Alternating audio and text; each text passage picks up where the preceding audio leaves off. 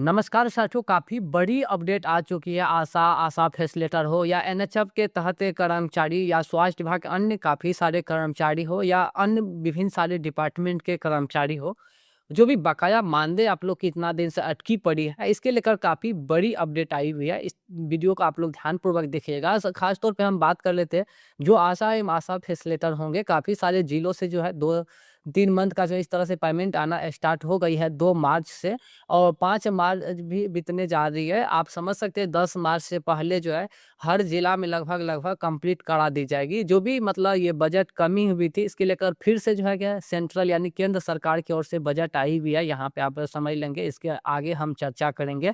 और इससे काफ़ी सारे कर्मचारी को जो बकाया मानदेय है, ये लंबित भुगतान को लेकर फिर से जो है सहायता राशि प्रदान किया है सेंट्रल गवर्नमेंट की ओर से। यहाँ पे देखेंगे तो ये पेपर कटिंग है, इस पे हम आगे चर्चा करेंगे। उससे पहले यहाँ पे देखेंगे दीपावली गुजर गई, होली गुजर गई और अभी तक नहीं आई वेतन। तो इसमें कौन-कौन से कर्मचारी का भी लंबित भुगतान है और कब तक आप लोग को बकाया मानदेय मिल जाएँगे, ध्यानपूर्वक इस वीडियो को देखेंगे। देखिए इसमें साफ क्लियर किया हुआ है, मिड कार्यक्रम की कार्यकर्ताओं ने एनएचएम और यहाँ पे देखिए एनएचएम एमडी के दफ्तर में घेरा, दीपावली गुजर गई, होली भी नहीं आया और वेतन अब तक घर कैसे चलाए। देखिए इसके लेकर कर रही है कि दीपावली, दशहरा गुजर गई, होली भी आ गई है और 5 माह से लगातार आपके दफ्तर के चक्कर काट रहे, वेतन नहीं मिला, बस लेटर ही जारी किया जा रहा है।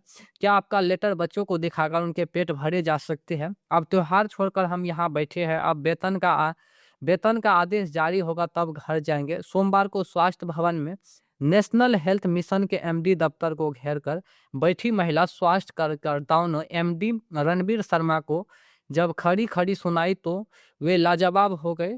इसी के मुताबिक कार्यक्रम का संचालन करने वाली विकास खंड समन्वय और मितामिन हेल्प डेस्क फैसिलिटेटर, स्वास्थ्य और पंचायत समन्वय, एरिया कोऑर्डिनेटर एवं यहाँ पे अन्य तमाम तरह के कर्मचारियों को ज़िक्र किया गया है। देखिए, इसमें साफ ये कह रही है कि दीपावली गुजर गई, होली भी गुजर गई और अभी तक नहीं आई वेतन।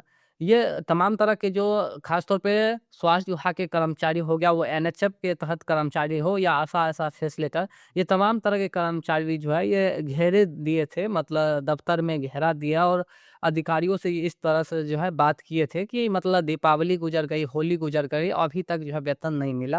ये तमाम तरह की यहाँ पे बात कही गई है। हम बात कर लेते हैं, महत्वपूर्ण मुद्दा ये है हमारा इस वीडियो में कि आप लोग की जो भी बकाया मानदेय है वो जो नहीं मिल पा रही थी इतना दिन से, और आप देखे होंगे कि हाल ही में जो है जो कोषागार से वेतन और साथ ही साथ पेंशन भुगतान हो रहे थे उस पे भी रोक लगा दी गई थी, क्योंकि काफ़ी सारे कर्मचारियों को वेतन जो है लंबित थी और कोषागार में पेमेंट नहीं होने के कारण जो उन्हें निरस्त कर दी गई थी। लेकिन फिर से जो है यहाँ पे देखेंगे तो राज्य सरकार यानी सेंट्रल गवर्नमेंट की ओर से जो है राज्य सरकार को, केंद्र सरकार को इस माह 30,000 करोड़ रुपये मिलेंगे। मतलब एक्स्ट्रा जो है ये पेमेंट देने जा रही है सहायता के रूप में कि जो भी कर्मचारी है, जो भी कर्मचारी को लंबित भुगतान है उसे पे किया जाए ताकि उसका भरण-पोषण हो पाए। देखिए क्या कुछ कर रही है इसके बारे में यहाँ पे समझ लेंगे।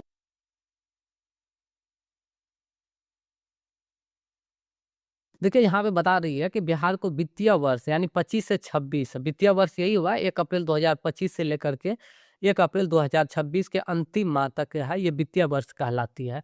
केंद्र सरकार से करीब 30,000 करोड़ रुपए मिलेंगे। इसमें केंद्रीय करों की हिस्सेदारी के रूप में 75,000 करोड़ रुपये और शेष केंद्रीय योजनाओं में केंद्रांश की राशि मिलेगी।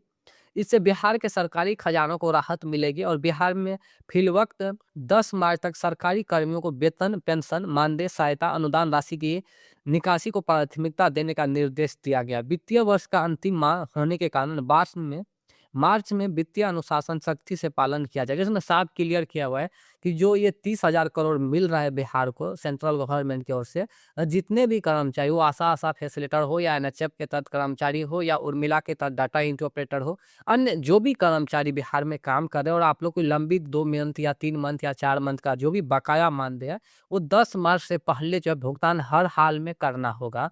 ठीक है? और ये 30,000 करोड़ जो है सहायता दी गई है सिर्फ वेतन और जो भी पेंशन बकाया है वो भुगतान के लिए। तो आप निश्चिंत रहे, काफ़ी सारे कर्मचारियों का बकाया मानदेय जो है मिल भी चुका है और काफ़ी सारे कर्मचारी को आना स्टार्ट हो चुकी है।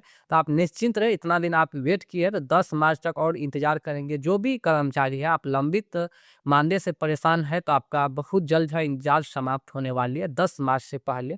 देखिए इसमें कर रही है कि वित्तीय दावों के भुगतान में हो रही है देरी। बिहार में विकास योजनाओं से संबंधित वित्तीय दावों को भुगतान में देरी होगी। राज्य में विभिन्न विभागों के तहत शहरी एवं ग्रामीण सड़क, सरकारी भवनों, पुल, पुलियों का निर्माण सहित कई बड़ी योजनाओं को क्रियान्वयन किया जा रहा है। इसमें शामिल संवेदकों को समय समय पर कार्य पूरा किए जाने पर सरकार को उसे निविदा के तहत तय राशि का भुगतान की जाती है। इससे पहले उनके द्वारा किए गए वित्तीय दावे की पूरी जांच विभागीय स्तर से की जाती है। वित्त विभाग के सूत्रों के माने तो विकास योजनाओं से जुड़ी बड़ी योजनाओं के तहत भुगतान के दावे की जांच गहनापूर्वक की जा रही है। इनके दावों का भुगतान सरकार द्वारा देर सवेरे किया जाना है। राशि की उपलब्धता के आधार पर इन दावे के भुगतान के निर्देश वित्त विभाग के स्तर से किए जाने हैं। छोटे भुगतान की संभव और बड़े भुगतान अभी रुके हैं। देखिए, इसमें साफ क्लियर कर दिया, जितने भी छोटे भुगतान है जैसे आशा कर्मचारी का हो गया, वित्त विभाग के आधिकारिक सूत्रों ने बताया है कि सरकारी खजाने में केंद्र सरकार से राशि मिलने के बाद सभी के वेतन पेंशन का भुगतान कर दिया जाएगा। साथ ही छोटे छोटे भुगतान भी किया जाना संभव हो सकेगा। विभाग को इस माह अपने स्रोतों से भी टैक्स आदि के जमा होने से अतिरिक्त राशि मिलने की उम्मीद है। अब बड़े भुगतान जिसका भी लंबित है, इसके लेकर क्या कुछ कर रही है देखिए। बिहार में वित्तीय वर्ष के अंतिम माह में बड़े भुगतान अब भी रुके हुए हैं। सरकार की प्राथमिकता में छोटे छोटे भुगतानों के बाद जो राशि बचेगी उसके बाद ही बड़े भुगतान किए जाने पर जोर देने की है। जिन बड़े भुगतानों के दावे का निपटारा संभव नहीं हो सकेगा वो अगले वित्तीय वर्ष में भुगतान के लिए लंबित रह जाएगा। राज्य सरकार ने पहले हर एक वित्तीय दावों की जांच पड़ताल कर भुगतान करने के लिए सख्त निर्देश दिए हैं। मतलब साफ ये क्लियर कर दिया है, जितने भी छोटे छोटे अभी लंबित भुगतान है उसको पे करने के बाद और जितने भी बड़े बड़े अमाउंट है जैसे लाख 2 लाख ऐसे जिनका भी सैलरी है तो उन सब में थोड़ा भी समय लग सकती है। बात यहाँ पे साफ क्लियर कर दिया है। बाकी जो भी अभी जैसे आशा फैसिलिटेटर हो या एनएचएफ के तहत कर्मचारी हो, चौकीदार, दफादार, अन्य काफ़ी सारे कर्मचारी के लंबित भुगतान जो भी है वो आपको 10 मार्च से पहले मिलेंगे। और साथ ही साथ हम आप लोग को जानकारी के बता दूं, आप जो भी कर्मचारी हो, आशा फैसिलिटेटर हो या अन्य जो भी कर्मचारी है, विधान परिषद में जो भी आप लोग पटल पे बात रखे थे वो फाइनली सभी विभागों का जो है ऑफिशियल पत्र आ चुकी है। आप पिछले वीडियो को जाकर अवश्य देखें। आप लोग की जो भी मांगे हैं वो मांग कब तक पूरा होंगे और जो आप लोग मांग सैलरी बढ़ोतरी को रखे हो या परमानेंट का या बकाया भुगतान, इसके लेकर तमाम तरह के ऑफिशियल लेटर आ चुकी है। हम काफ़ी सारे वीडियो में जानकारी दी है। आप हमारे चैनल को विजिट कीजिए। आप जो भी हो, रात्रि प्रहरी, वार्ड सचिव, किसान सलाहकार, अन्य काफ़ी सारे संविदा और सोर्सिंग कर्मचारी बिहार में कार्यरत है। मौसमी कर्मचारी हो गया, चौकीदार, दफादार, अन्य काफ़ी सारे कर्मचारी हैं। आप चैनल विजिट कीजिए, आपको तमाम तरह की जानकारी मिल जाएंगे जो मंत्री के द्वारा जानकारी दी जा रही है। बाकी हम वीडियो को यहीं से समाप्त करते हैं। और भी कोई कन्फ्यूजन है तो हमें कमेंट कर लीजिएगा। धन्यवाद।